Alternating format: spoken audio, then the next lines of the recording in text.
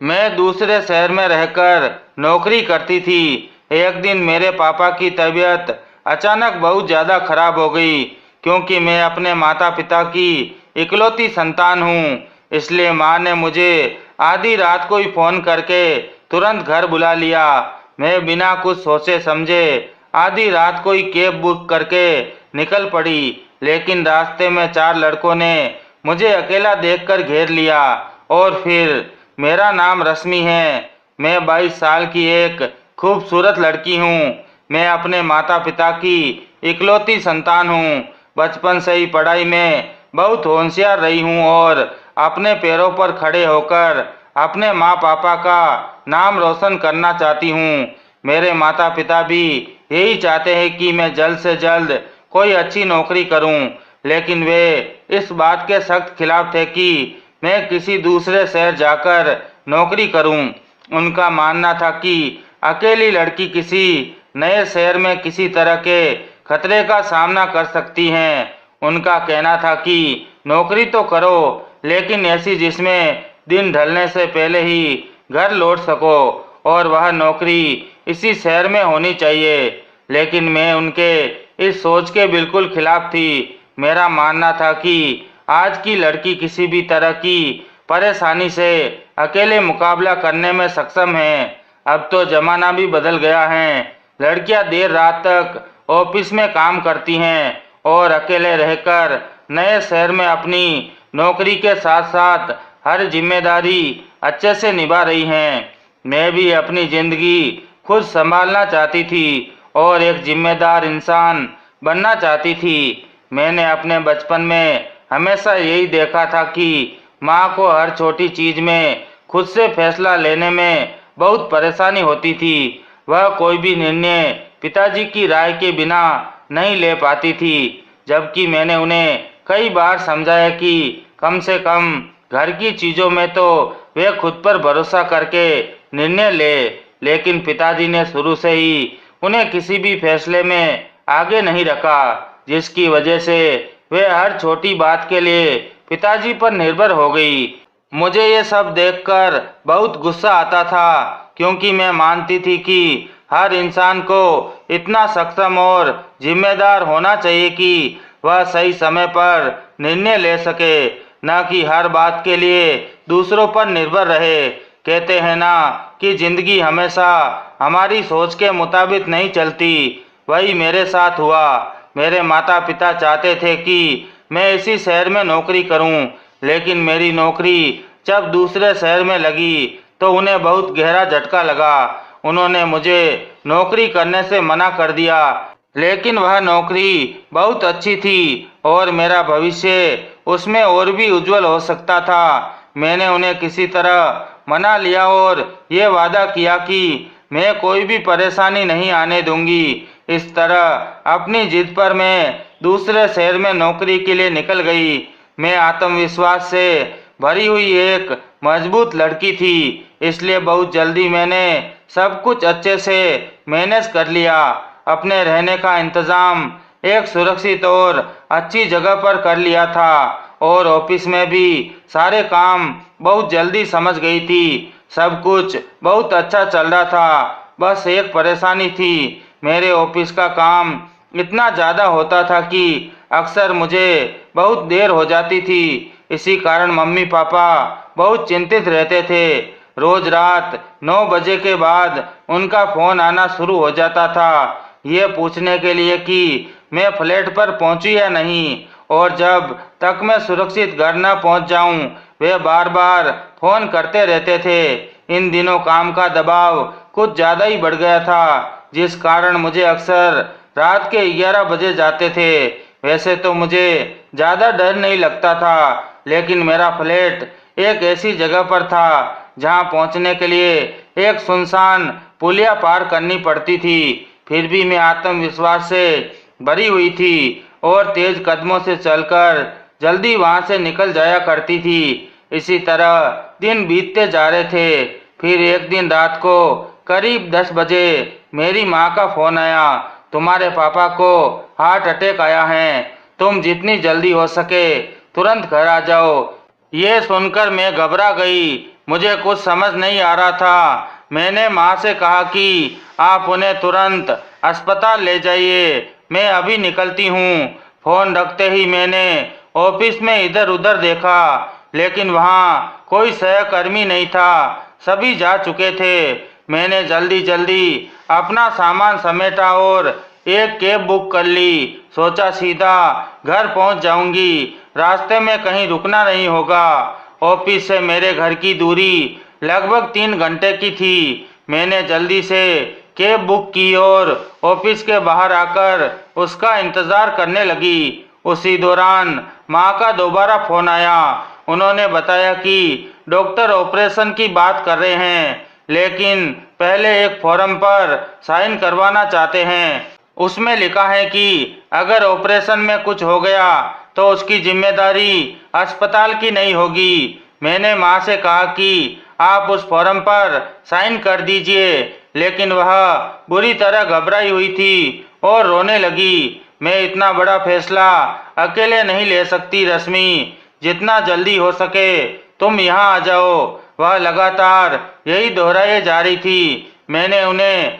बहुत समझाया, लेकिन वह मानने को तैयार नहीं थी। वह सिर्फ रो रही थी और कह रही थी कि तुम जल्दी से आ जाओ और खुद आकर फैसला करो कि ऑपरेशन करवाना है या नहीं। उधर कैब भी देर से आ रही थी। मैं पूरी तरह उलझन में थी। मैंने माँ को दिलासा देते हुए कहा, आप चिंता मत कीजिए, मैं अब निकल रही हूँ। थोड़ी देर बाद मेरी कैब आ गई। मैं उसमें बैठ गई, ड्राइवर को ओटीपी बताया और पहुंचने का एड्रेस दिया। हर बार की तरह इस बार भी मैंने कैब में बैठते ही ड्राइवर की जानकारी और कैब का नंबर अपने एक परिचित को भेज दिया। हमेशा की तरह यह जताया कि कोई मुझे लेने आया है। थोड़ी ही देर बाद माँ का फिर से फ़ोन आया। मैं उन्हें फिर से समझाने लगी, लेकिन वह बार बार कह रही थी, तुम जल्दी आ जाओ और मुझे तुम्हारी भी चिंता हो रही है। इतनी रात को अकेले मत आओ। अकेली लड़की खुली तिजोरी होती है। अगर कुछ ऊंच नीच हो गई तो हम तो किसी को मुंह दिखाने के लायक भी नहीं रहेंगे। मैंने माँ को समझाया, आप ये सब बातें अभी फोन पर मत करिए। ड्राइवर सब कुछ सुन रहा था। थोड़ी देर बाद मैंने फोन काट दिया। तभी कुछ देर बाद ड्राइवर ने पूछा, क्या बात है मैडम, आप बहुत परेशान लग रही हैं, क्या घर में कोई गंभीर बीमार है? मैंने थोड़ा सख्त लहजे में कहा, तुम्हें इस सब से कोई मतलब नहीं होना चाहिए, तुम चुपचाप अपनी गाड़ी चलाओ। वह कुछ देर के लिए चुप हो गया, लेकिन फिर वह ड्राइवर दोबारा कहने लगा, क्या आप इतनी रात को अकेले ही जा रही हैं? उसके इस सवाल ने मेरे मन में डर पैदा कर दिया। मुझे लगने लगा कि कहीं वह मेरे साथ कुछ गलत करने का इरादा तो नहीं रखता, इसलिए मुझसे धीरे धीरे सारी बातें जानने की कोशिश कर रहा है। मुझे माँ पर भी गुस्सा आने लगा कि आखिर उन्हें ये सब बातें फोन पर कहने की क्या जरूरत थी। अब जब इस ड्राइवर ने सब कुछ सुन लिया है तो शायद अब वह मेरा फायदा उठाने की कोशिश करेगा। मैंने सख्त लहजे में कहा, तुम जैसा सोच रहे हो वैसा कुछ भी नहीं, इसलिए चुपचाप अपनी गाड़ी चलाओ, क्योंकि मुझे जल्द से जल्द घर पहुंचना है। ड्राइवर एक बार फिर बिना कुछ कहे गाड़ी चलाने लगा, लेकिन अब घबराहट के कारण मुझे तेज प्यास लगने लगी। मैंने जल्दी से अपने पर्स में हाथ डाला, लेकिन अफसोस कि मेरी पानी की बोतल तो ऑफिस में ही रह गई थी। अब मेरी घबराहट और भी बढ़ गई। मैंने खुद से कहा कि थोड़ी देर प्यास को बर्दाश्त कर लूं, लेकिन गला सूखता ही जा रहा था और सांस लेना भी मुश्किल लगने लगा। मैंने ड्राइवर से कहा, आगे कहीं कोई ढाबा दिखे तो वहां से एक पानी की बोतल लेते चलना। ड्राइवर बोला, मैडम, इतनी रात को किसी ढाबे पर गाड़ी रोकना बिल्कुल भी सुरक्षित नहीं है। मैंने उसे झिड़कते हुए कहा, तुम अपना ज्ञान अपने पास रखो, मुझे बहुत प्यास लगी है, इसलिए चुपचाप एक बोतल ले लेना। वह बोला, मैडम, मेरे पास भी एक पानी की बोतल है, आप चाहे तो पी सकती हैं। उसने जैसे ही बोतल मेरी ओर बढ़ाई, मैंने झटपट उसे ले लिया क्योंकि उस समय मुझे वाकई बहुत तेज प्यास लगी थी। लेकिन जैसे ही मैंने बोतल का ढक्कन खोला, मेरा दिमाग सचेत हो गया। मैंने सोचा कहीं इसने पहले से ही इस पानी में कोई नशीली चीज तो नहीं मिला रखी और इसलिए इसने मेरी प्यास की बात सुनते ही तुरंत अपनी बोतल दे दी। ये सोचते ही मैंने बोतल का ढक्कन बंद किया और बोतल उसे वापस पकड़ा दी। कुछ देर बाद ड्राइवर बोला, मैडम आपने पानी नहीं पिया। उसकी बात सुनकर मैं चौंक गई। इसका मतलब वह मेरी हर हरकत पर नजर रख रहा था।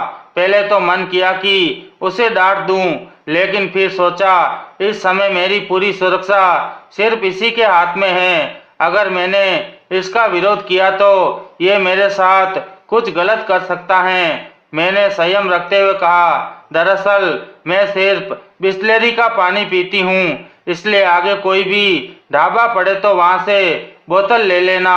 वह फिर से बोला, मैडम मेरी बात मानिए, इतनी रात को किसी ढाबे पर गाड़ी मत रुकवाइए। वहाँ अक्सर गलत किस्म के लोग होते हैं। अगर उन्होंने देख लिया कि मेरी कैब में अकेली लड़की है तो हम बड़ी मुसीबत में फंस सकते हैं। मैंने झुंझलाकर कहा, तुम बहुत ज्यादा बोल रहे हो, जितना कहा जाए उतना करो। थोड़ी देर बाद एक ढाबा सामने दिखाई दिया।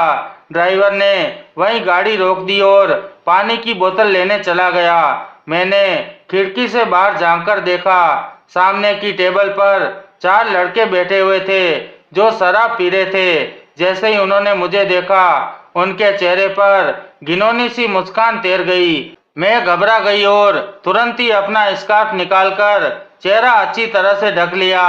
उन लड़कों को देखकर मेरी रूह कांप उठी। मेरी नजरें बेचैनी से ड्राइवर को ढूंढने लगी, लेकिन वह कहीं नजर नहीं आ रहा था। तभी वो 4 लड़के उठकर मेरी तरफ बढ़ने लगे।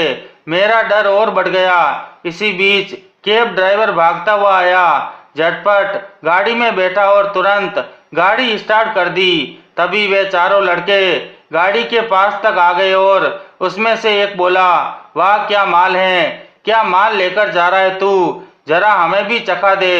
ड्राइवर ने बिना एक पल गवाए गाड़ी तेजी से भगा दी। वह बोला, देखा मैडम, मैं आपको इसलिए मना कर रहा था कि किसी भी ढाबे पर गाड़ी मत रुकवाइए। अब मुझे भी लगने लगा कि शायद ड्राइवर सही कह रहा था। मैंने कहा, हाँ भाई साहब आप सही थे, लेकिन मेरी भी मजबूरी थी, मुझे बहुत तेज प्यास लगी थी। वह बोला, कोई बात नहीं मैडम, अब मैं आपको जल्दी से जल्दी घर पहुंचा देता हूं। मैंने बोतल से 2 घूंट पानी पिए और थोड़ी राहत की सांस ली थी कि तभी कार के साइड मिरर में वही 4 लड़के फिर से दिखाई देने लगे। वे गालियां दे रहे थे और चिल्ला रहे थे, इस माल को तो हम चक्कर ही रहेंगे। वे हाईवे पर अपनी गाड़ी पूरी रफ्तार से दौड़ा रहे थे और लगातार हमारी कैब को ओवरटेक करने की कोशिश कर रहे थे। अब तो मेरा और ड्राइवर दोनों का पसीना छूटने लगा। ड्राइवर बोला, देखिए मैडम, आपने कितनी बड़ी मुसीबत मोल ले ली। मैं आपको बार बार समझा रहा था। मैंने कांपते स्वर में कहा, मुझे क्या पता था कि वे मेरे पीछे ही पड़ जाएंगे। ड्राइवर बोला, आजकल इंसान नहीं हैवान हो चुके हैं, इसीलिए तो मैं बार बार आपको सावधान कर रहा था। उसने गाड़ी की स्पीड और बढ़ा दी और बोला, आप फिक्र मत कीजिए, मैं आपको कुछ नहीं होने दूंगा। अब वह गाड़ी को हाईवे पर पूरी रफ्तार से दौड़ा रहा था, लेकिन वे 4 लड़के भी अपनी गाड़ी को उतनी ही तेजी से भगाकर हमारी कैब की बराबरी कर रहे थे और बार बार टक्कर मारने की कोशिश कर रहे थे। ड्राइवर ने तुरंत मुझसे कहा, मैडम प्लीज पुलिस को फोन लगाइए, वरना हम बड़ी मुसीबत में फंस सकते हैं। मैं तो घबराहट में पुलिस को फोन करना ही भूल गई थी। अभी तक मैं ड्राइवर पर ही शक कर रही थी, लेकिन अब वह मुझे किसी फरिश्ते से कम नहीं लग रहा था। मैंने फौरन पुलिस को फोन करने की कोशिश की, लेकिन देखा कि मेरे फोन में नेटवर्क नहीं था। मैंने कहा, भैया मेरे फोन में नेटवर्क चला गया है, ड्राइवर ने तुरंत अपना फोन मेरी तरफ बढ़ाया और बोला, मैडम आप मेरे फोन से ट्राई कीजिए। मैंने जब उसका फोन देखा तो उसमें भी नेटवर्क नहीं थे।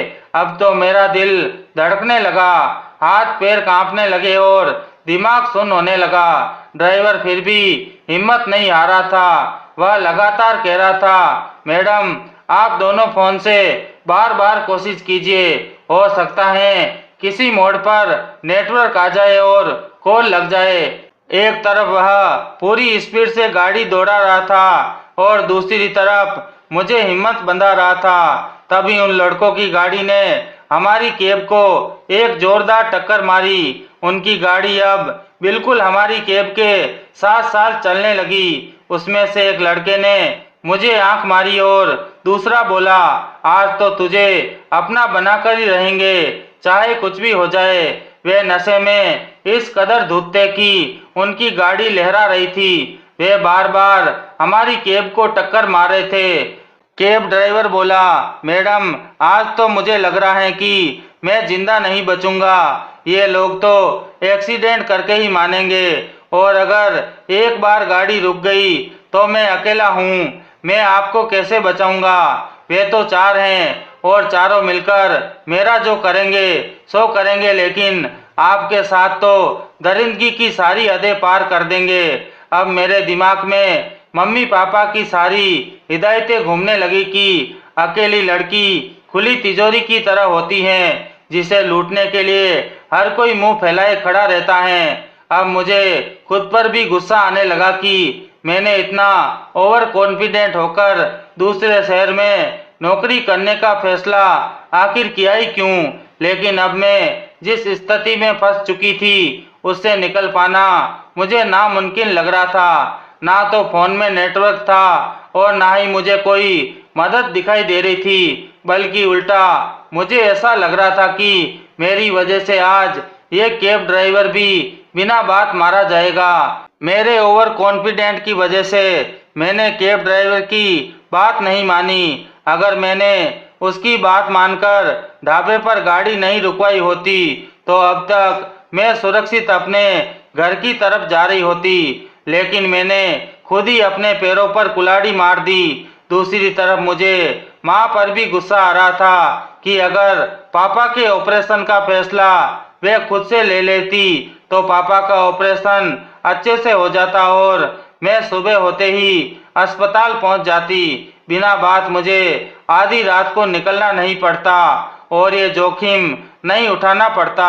वे चारों दरिंदे बार बार मेरी कैब को टक्कर मार रहे थे, लेकिन इधर फोन में नेटवर्क था ही नहीं। तभी अचानक उन लोगों ने एक बहुत जोरदार टक्कर मारी, जिससे हमारी कैब घसीटती हुई आगे जाकर रुक गई। उन चारों ने उतरते ही कैब ड्राइवर को पीटना शुरू कर दिया और मुझे खींचकर गाड़ी से बाहर निकाल दिया। मैंने उससे हाथापाई करने की कोशिश की, लेकिन वे बहुत हट्टे कट्टे थे। उन्होंने मुझे कसकर दबोच लिया। कैब ड्राइवर ने भी उनका सामना करने की कोशिश की, लेकिन अकेला होने के कारण वह चारों से नहीं लड़ सका। वे उसे बुरी तरह से पीटने लगे। तभी उनमें से एक बोला, इसको यहीं पर बांध कर छोड़ दे, इस पर समय क्यों खराब कर रहे हैं, इसको बांधो और जल्दी से इस लड़की को लेकर झाड़ियों में चल, अब मुझसे सब्र नहीं हो रहा। उन्होंने कैब ड्राइवर को बांधकर वहीं डाल दिया और मुझे घसीटते हुए झाड़ियों की तरफ ले जाने लगे, जहां घनघोर अंधेरा था। मैं मदद के लिए बुरी तरह से चिल्ला रही थी, लेकिन मेरी कोई भी सुनने वाला नहीं था। उसके बाद उन्होंने मेरे कपड़े एक एक करके फाड़ने शुरू कर दिए और फिर उन्होंने वो किया जिसकी मैंने कल्पना भी नहीं की थी। उन्होंने अपने भी सारे कपड़े हटा दिए। उनमें से एक लड़का जैसे ही मेरे ऊपर आया, तभी मुझे पुलिस के सायरन की आवाज़ सुनाई दी। पुलिस के सायरन की आवाज़ सुनते ही मेरी जान में जान आई। तुरंत ही पुलिस ने आकर उन चारों को पकड़ लिया। मैं इतनी घबराई हुई थी कि मुझे अपने कपड़े ठीक करने का होश तक नहीं रहा, लेकिन लेडी कांस्टेबल ने तुरंत ही मुझे अब मेरे कपड़े पहनाए और मुझे गाड़ी के पास लेकर गई। जब मैं वापस कैब के पास पहुंची तो कैब ड्राइवर लहूलुहान खड़ा था। हमें समझ नहीं आया कि पुलिस वहां इतनी जल्दी कैसे पहुंच गई। पुलिस ने हमें बताया कि हाईवे पर हर गाड़ी की एक निर्धारित गति होती है। हाईवे पर लगे कैमरे में हमने देखा कि दो गाड़ियां निर्धारित गति से काफी ज्यादा तेज चल रही थी और लगातार 1 घंटे से रफ्तार में थी। इसी कारण हमने तुरंत एक्शन लिया और इन गाड़ियों को पकड़ने के लिए निकल पड़े। घटना स्थल पर पहुंचते ही कैब ड्राइवर ने हमसे कहा, मुझे खोलने से पहले जल्दी से उन झाड़ियों की ओर जाइए, क्योंकि वहाँ 4 दरिंदे एक लड़की के साथ गलत काम कर रहे हैं। उसकी जिंदगी बर्बाद होने से पहले उसे बचा लीजिए। पुलिस की बात सुनते ही मैं कैब ड्राइवर के पैरों में गिर पड़ी। मैंने कहा, भैया मुझे माफ कर दीजिए, मैंने आपके साथ बहुत बुरा व्यवहार किया, लेकिन आप तो मेरे रक्षक निकले। आपका बहुत बहुत धन्यवाद। अगर आज आप ना होते तो मेरी जिंदगी बर्बाद हो जाती। कैब ड्राइवर बोला, मैडम इस दुनिया का हर आदमी दरिंदा नहीं होता। हमारे घर में भी माँ बहन है, हमें भी अच्छे से पता है कि एक औरत की इज्जत क्या मायने रखती है। उसके बाद पुलिस मुझे थाने ले गई, जहां मैंने उन चारों के खिलाफ एफआईआर दर्ज करवाई। फिर पुलिस मुझे अपनी गाड़ी से मेरे घर तक छोड़ने आई। घर पहुंचते ही मैं अस्पताल गई और तुरंत ही पापा के ऑपरेशन के फॉर्म पर साइन कर दिए। मेरी हालात देखकर माँ घबरा गई, लेकिन मैंने कहा, आप फिक्र मत कीजिए, सब ठीक है। कुछ ही घंटों बाद पापा का ऑपरेशन सफल हो गया, उनकी जान बच गई। उस दिन मैंने ये समझा कि एक लड़की चाहे कितनी भी आधुनिक समय में क्यों न जन्मी हो, लेकिन ये दुनिया आज भी उसके लिए पूरी तरह सुरक्षित नहीं है। एक लड़की की इज्जत को नोचने के लिए दरिंदे हर गली हर मोड़ पर मुंह फैलाए खड़े हैं। लेकिन हाँ, एक सच ये भी है, अगर इस दुनिया में भक्षक है तो कुछ रक्षक भी हैं, और ये दुनिया उन्हीं अच्छे इंसानों की वजह से चल पा रही है। कुछ दरिंदों की वजह से हम जीना नहीं छोड़ सकते। पेट भरने के लिए बाहर निकलना ही पड़ेगा, अपने पैरों पर खड़ा होना ही जरूरी है। लेकिन ये भी जरूरी है कि हम सतर्क और सावधान रहे, क्योंकि ऐसे दरिंदे लोग हमारी किसी भी छोटी सी गलती का फायदा उठा सकते हैं। तो दोस्तों, आपको मेरी ये कहानी कैसी लगी कमेंट करके ज़रूर बताएं। प्लीज़ मेरे चैनल को सपोर्ट करें, इस कहानी को ज़्यादा से ज़्यादा शेयर करें और लाइक करें। और अगर आप मेरे चैनल पर नए हैं तो सब्सक्राइब करके बेल आइकन ज़रूर दबा दें, ताकि आगे भी आपको ऐसी भी कहानियाँ मिलती रहे। धन्यवाद।